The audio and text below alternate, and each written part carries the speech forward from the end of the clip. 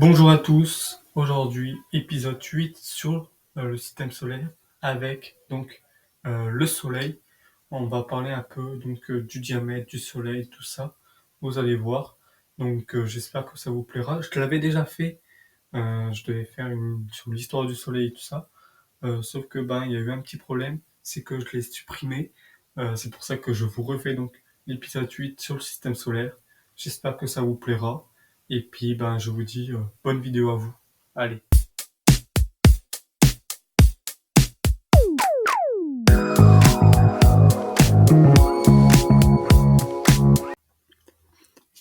Le diamètre du Soleil est de 1 390 000 km, avec sa masse donc de 1,989 fois 10 puissance 30 kg, soit 333 432 fois celle de la Terre. Et oui, sa température est d'à peu près, d'environ même 6000 degrés Celsius au centre, et elle doit s'élever à 15 millions de degrés Celsius.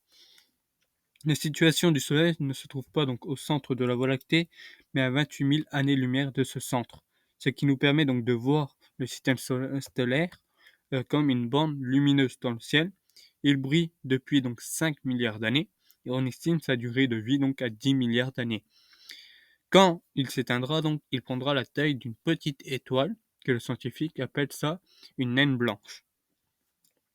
Sa composition, donc nuage gazeux formé d'une couche externe, la photosphère, donc de 75% d'hydrogène, 23% d'hélium et 2% d'hiver. La photosphère donc est entourée de deux couches, la chromosphère, épaisseur de 2000 km, température. Sa température donc est de 4500 à 500 000 degrés. Et à la couronne, c'est un gaz très diffus, 2 millions de degrés Celsius. Son énergie vient d'une fusion donc nucléaire d'atomes d'hydrogène dans son noyau.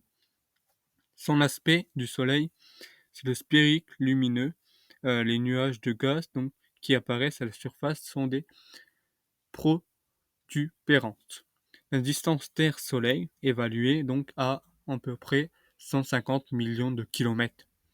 Elle détermine donc l'unité astronomique. Cette distance donc varie entre 147,1 et 152,1 millions de kilomètres, selon la période donc de l'année. La lumière met 8 minutes à atteindre la Terre. Le temps de rotation donc tourne autour de son axe avec une période donc de 27,28 jours. La couronne tourne plus vite que le photosphère. Voilà donc pour le Soleil.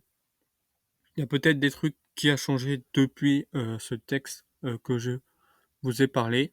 Je ne suis pas scientifique, je ne suis pas philosophe, donc je ne fais pas d'études de science. Voilà, c'est un truc que j'adore, donc voilà. Soyez gentils quand même dans les commentaires, et je vous dis à très bientôt pour une prochaine vidéo. Salut tout le monde.